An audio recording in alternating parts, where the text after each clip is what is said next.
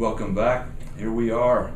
Jonathan, people don't know this, but it's been a couple days. Yeah, it's good to be back. And we're recording here, and we are now approaching our third topic in our series, and that topic has to do with local church organizational principles of sports outreach.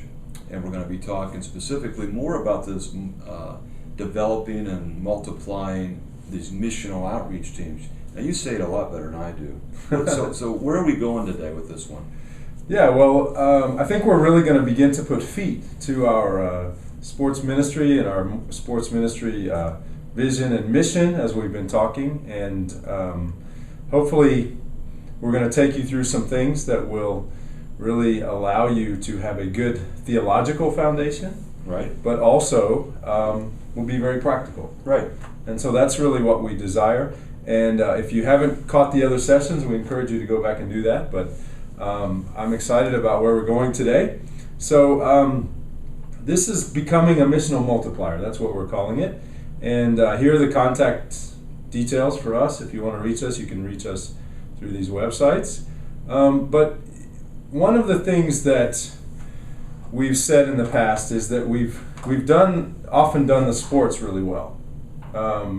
Now, of course, we can always do it better, but we really hope that through this training you will grow in how to do the sports, but also to become a missional multiplier through sports, or another term that we're using is evangelistic discipleship. Disciple making. Evangelistic disciple making, rather than focusing on one or the other end of the continuums. Yeah, and it's not this model that we've had traditionally where someone speaks or shares and then they ask for a commitment, the person raises their hand and they think they're in. Now, that's been an effective model that's worked for a long time, but in our culture, we know that the distance between the church and the world is getting greater, and so it's harder to bring people in. And so people don't just necessarily come in because we're playing sports. But sports is the way that we engage them, and then to get them into a relationship with Jesus Christ, or to start to be discipled, to become a follower of His. So there's going to be a couple diagrams that we're going to be using in this training. And one is this sports ministry pyramid, which lays out this whole vision basically in one form, because ultimately what you're doing is you're winning them, first of all, towards understanding their need for God. People that are far from God, far from the church. Right. So you win them, and whether they're interested or they make a commitment that first time, then you have to build them and walk with them through the process of growth.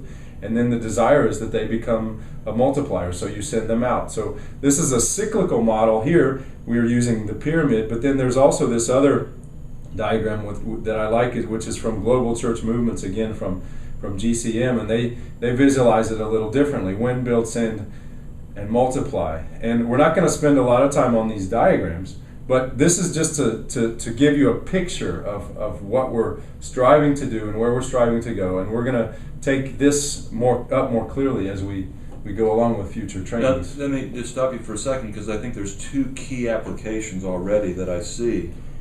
One is for the individual athlete. We have athletes around the world that love Christ, and they have been taught a lot about how to win somebody to Christ, but then it kind of ends there. Right. And what you're suggesting, and I think appropriately so, is that in order for that to be fulfilling all the way around, that we want those athletes to learn how not only to maybe bring people into a relationship with Christ, but how do they build them up, and then they become reproducers as well. Exactly. And the second level of application is for local churches. I think they're often at the same place, that they find themselves, well, we just got to reach them, get them baptized, get them saved, whatever it is.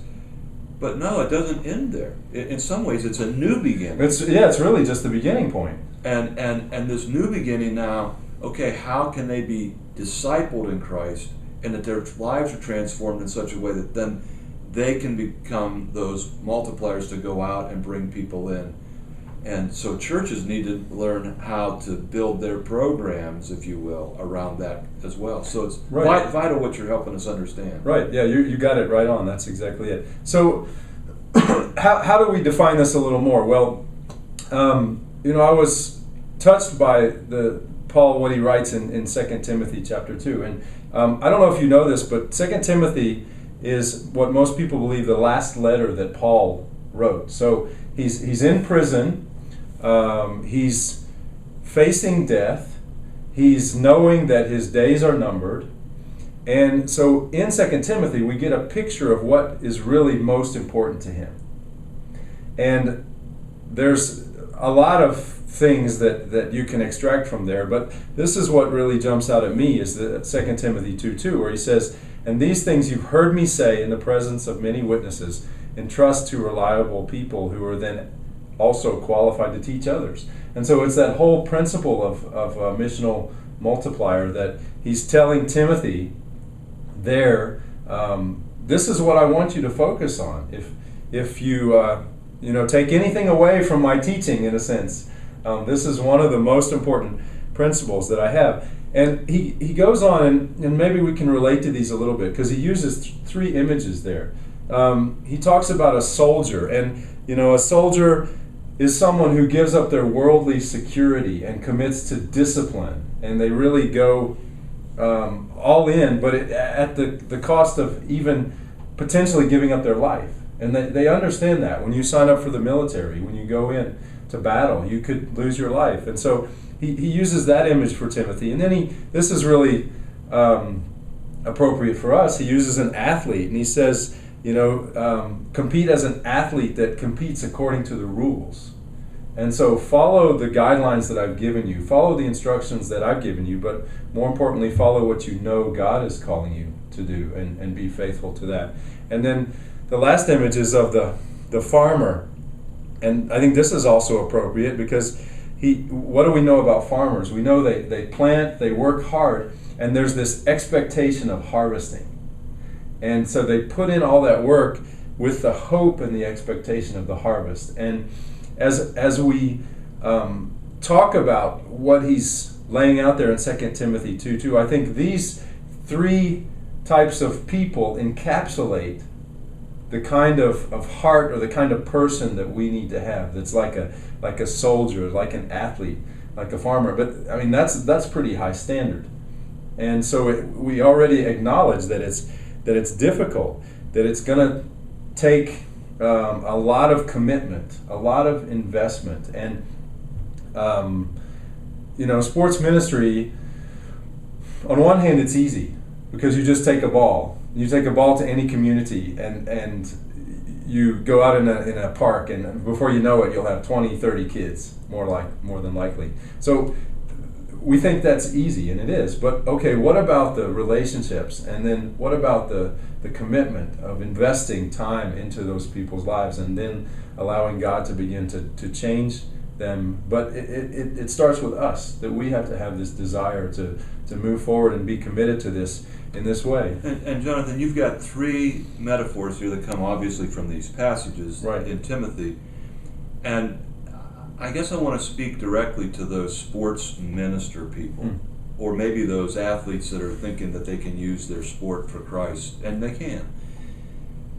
But often we move there because we say, "Isn't this cool? I get to go and get involved in sport and call it a ministry." Right.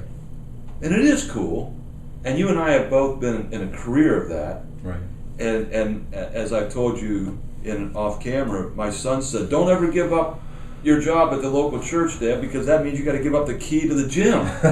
I want you to stay in ministry because you have the key to the gym." Right. There's that side of it, but certainly all three of these, and I think what you're suggesting for us is that that this might cost us something. Well, and we have to be realistic about that. Yeah. And just because you love sport doesn't mean that it's going to be easy, or that you can automatically just like a player. Not every player is a good coach. And every one of these three metaphors, people had to make a commitment, make sacrifice, plan, be trained to do this stuff, right? Or they weren't successful. Right. Keep going. So then, if we look at the word in 2 Timothy that Paul uses at some level is this word to strive. And I think this is also kind of exciting because this is also the name of the institute, which CSRM is starting, the Agon Institute, the Striving Institute. And what does Agon mean? When we talk about striving, it's a gathering, it's a contest, it's a struggle, even in an athletic contest.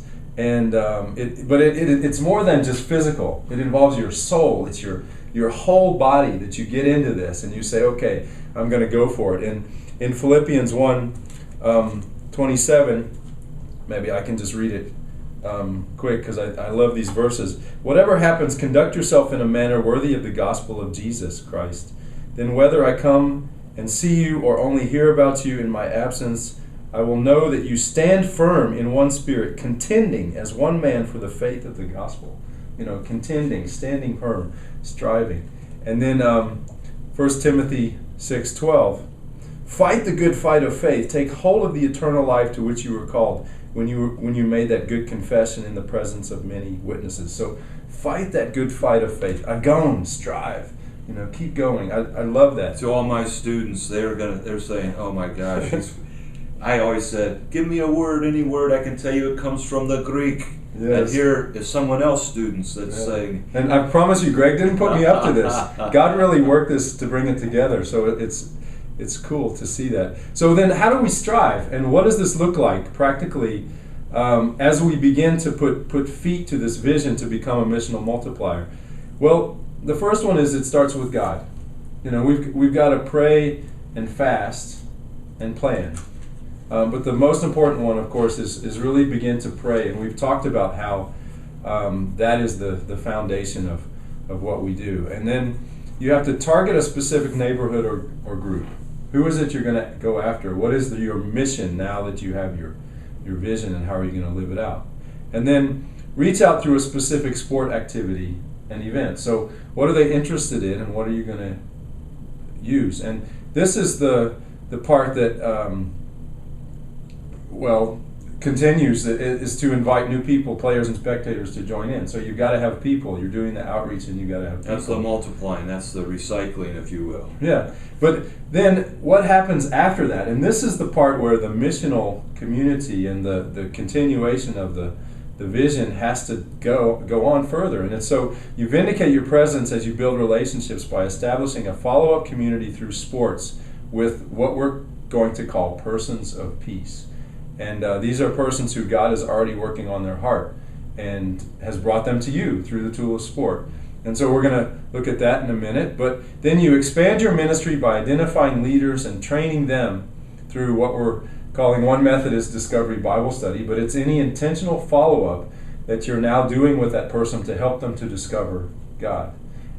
And let's walk this through a little bit. For the person who's in a local church, this may be brand new information or concepts for them, because they've thought, we just do this league and we get somebody to pray a prayer and then we say, okay, now church is on Sunday morning. Right. But what you're helping us understand here is that these new people, they're not comfortable with that. We talked about this in our first topic of this training session.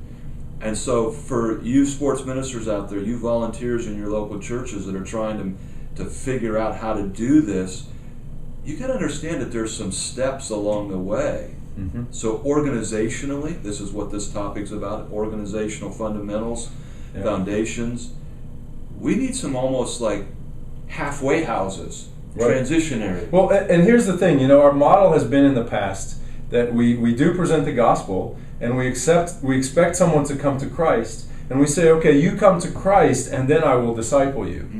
And what we're talking about with this model is you find these persons of peace, these persons who God is working on, and you say, okay, come, be my friend, let's have a relationship, and then I will disciple you to become a follower of Christ. Sports ministries in a local church, at the very least, have to be very integrated with the rest of the body of Christ in that church, in their methodologies.